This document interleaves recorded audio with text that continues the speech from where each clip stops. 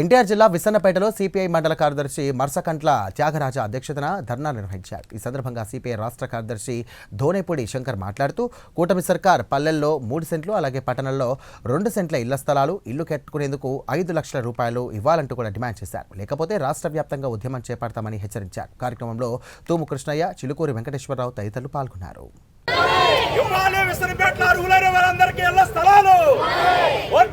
భారత communist party వద్దలాలే, భారత communist party వద్దలాలే, భారత కమ్యూనిస్ట్ పార్టీ ఇవ్వాలి. విసనపేట పట్టణంలో ఇళ్ల స్థలాలు, అర్హులైన వారందరికీ ఇళ్ల స్థలాలు, అర్హులైన వారందరికీ ఇళ్ల స్థలాలు.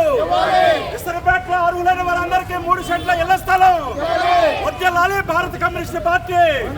విసనపేటలో అర్హులైన వారందరికీ ఇళ్ల స్థలాలు, ఇళ్ల స్థలాలు.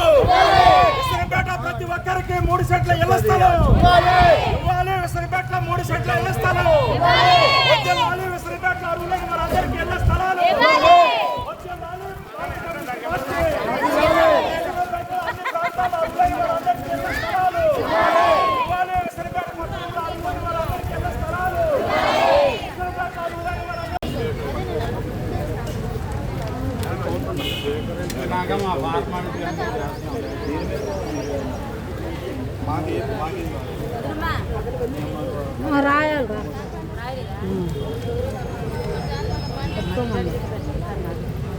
జనం కూడా కవర్ అయ్యేటట్టుగా తీయండి.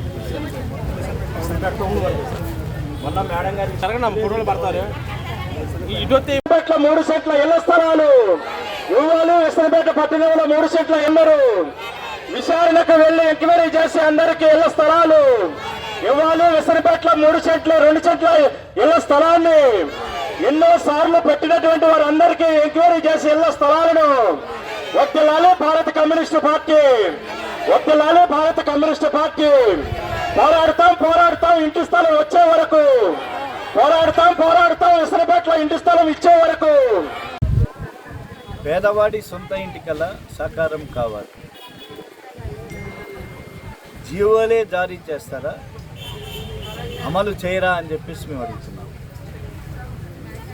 గ్రామాల్లో 3 సెంట్లు, పట్టణాల్లో 2 సెంట్లు ఇళ్ల స్థలాలు ఇస్తామని చెప్పారు.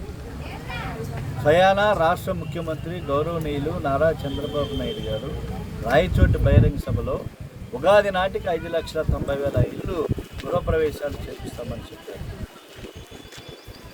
అమలు జరిగిందా? లేదు. మరి ఎప్పుడు అమలు జరుగుతుంది? అసెంబ్లీలో ప్రకటించారు స్వయంగా, మా ఎన్నికల వాగ్దానాన్ని కూటమి ప్రభుత్వం నెరవేరుస్తుంది, పేదవాడికి ఇల్లు ఇస్తామని చెప్పారు. కాబట్టి ఇవాళ ఏ ప్రభుత్వాలు అధికారంలోకి వచ్చినా, అది కాంగ్రెసా, టీడీపీనా, లేదా బీజేపీనా, లేదా వైసీపీనా, ఇంకా ఏ ప్రభుత్వాలు అధికారంలోకి వచ్చినా ఇవాళ పేదవాడికి జానటి స్థలం ఇవాళ దొరుకుతున్నది అంటే, ప్రభుత్వాలు దానికి ఎజెండాలో చేర్చుకున్నాయి అంటే ఖచ్చితంగా అది కమ్యూనిస్టుల భూ పోరాటాల ఫలితం అని చెప్పేసి సగర్వంగా చెప్తున్నారు. కమ్యూనిస్టులు దున్నేవాడిదే భూమి, రైతే రాజు, పేదవాడికి సొంత ఇల్లు, ఇవన్నీ కమ్యూనిస్టుల యొక్క పోరాటాల ఫలితమే. ఇవాళ ఏ ప్రభుత్వం వచ్చినా కూడా వాళ్ళ వాగ్దానాలు చేస్తారు. కాబట్టి ఇచ్చిన వాగ్దానాల్ని అమలు చేయమని చెప్పేసి మేము సందర్భంగా డిమాండ్ చేస్తాం. పెరిగిన ధరవరలు, సిమెంట్ రేటు పెరిగిపోయింది, ఇటుక రేటు పెరిగిపోయింది, ఇసుక రేటు పెరిగిపోయింది, ఉచిత ఇసుక పక్కదారి పట్టింది. కాబట్టి ఈ సందర్భంలో కేరళ రాష్ట్రంలో ఎలా అయితే 5 లక్షల రూపాయలు గృహ నిర్మాణానికి ఇస్తున్నారో 5 లక్షల రూపాయలు కూడా తక్షణమే ఎవరికైతే లబ్ధిదారులు ఉన్నారో 3 సెంట్లు మంజూరైన వాళ్ళు వారందరికీ కూడా మేము 23వ తారీఖు నుంచి రాష్ట్ర వ్యాప్తంగా, ముఖ్యంగా ఎన్టీఆర్ జిల్లాలో తిరువూరు, విజయవాడ, గంపలగూడెం, ఈనాడు విసన్నపేట, 31వ తారీఖున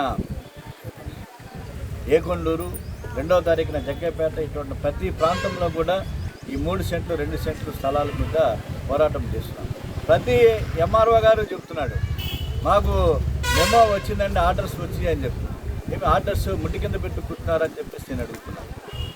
ఎందుకని మీరు అర్జీదారులు వందలాది మంది మహిళలు ఆశతోటి, గంపెటి ఆశతోటి వచ్చి మీకు అప్లికేషన్ ఇస్తున్నారు, మాకు ఇల్లు ఇవ్వమని చెప్పి ఆధార్ కార్డుతో సహా. మీరు ఎందుకని దాని మీద సర్వే చేయటల్లా? మీ విఆర్ఓని ఎందుకు పంపించటల్లా? 6 ఏళ్ళు ఎందుకు పంపించటల్లా?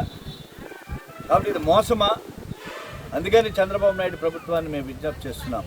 మీరు ఏదైతే వాగ్దానం చేశారో 3 సెంట్లు 2 సెంట్లు తక్షణమే మంజూరు చేయకపోతే రాబోయేటువంటి కాలంలో విజయవాడ నగరంలో రాష్ట్ర కేంద్రంలో లక్షలాది మంది రాష్ట్ర వ్యాప్తంగా ఎవరైతే అర్జీదారులు ఉన్నారో వారందరినీ సమీకరించి ప్రభుత్వాన్ని స్తంభింపజేస్తామని చెప్పేసి ఈ సందర్భంగా హెచ్చరిస్తున్నాం.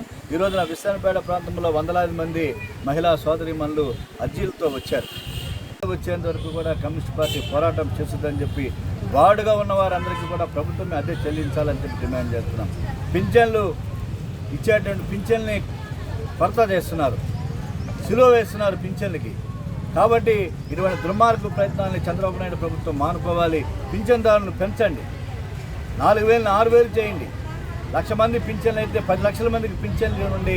దానివల్ల ఎంతోమందికి వృద్ధాప్యంలో అదొక ఆసరాగా, అదొక జీవనోపాధిగా వాళ్ళ పింఛన్ ఉందనేటువంటి వాస్తవాన్ని ఈ ప్రభుత్వం గుర్తించాలని చెప్పి కోరుతూ ఇళ్ల స్థలాల కోసం సాగే పోరాటంలో మీరందరూ భాగస్వాములు కావాలని విశాఖపేట ప్రాంత ప్రజానీకానికి, రాష్ట్ర ప్రజానీకానికి కూడా ఈ సందర్భంగా సిపిఐగా భారత కమ్యూనిస్ట్ పార్టీగా విజ్ఞప్తి చేస్తున్నాం.